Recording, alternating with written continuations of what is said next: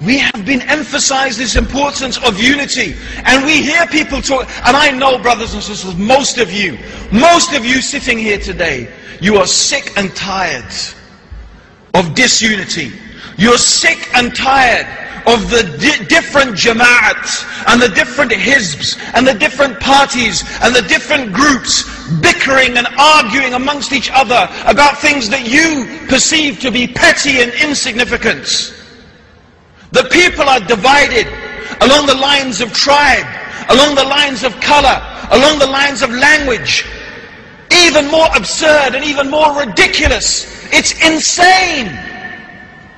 I think we Muslims are in a collective state of psychosis because we're proud to belong to a country that was a map drawn by the non-Muslims 40, 50 years ago. How insane is that? Zindabad, Pakistan.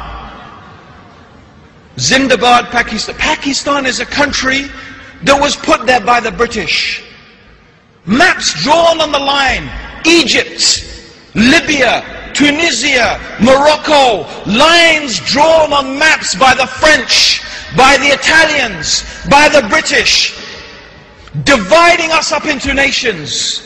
And now we are screaming fanatically, rallying behind some flag that didn't even exist 100 years ago, ready to fight for it and die for it. This is madness. This is sickness. This is something so far removed from what Allah revealed to Muhammad sallallahu alayhi wa sallam.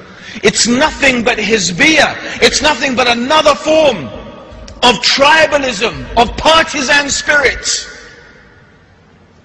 about which the Prophet sallallahu alaihi wasallam said, whoever calls for asabiyah, whoever calls for tribalism, and whoever fights for asabiyah, for tribalism, then they call and they fight and they die the death of Jahiliyyah.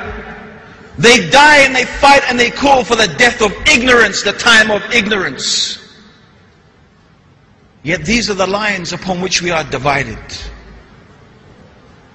Nationalistic lines, tribalistic lines, sectarian lines.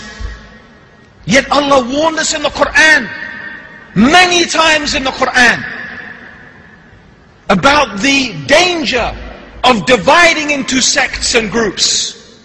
Indeed, He said, Allah subhanahu wa ta'ala said to the Prophet sallallahu alayhi wa sallam, as for those people who divide their deen into sects, the meaning of which is, as for those people who divide their deen into sects, you have nothing to do with them in the least. Their reckoning is with Allah subhanahu wa ta'ala. And in the Quran, Allah likened those people who divide the religion into sects and into groups. He likened them to the mushriks. And indeed it is one of the quality and the sifat and the attributes of disbelievers, that they divide the deen into sects. They divide the religion into groups. Each one rejoicing in the part that is with them.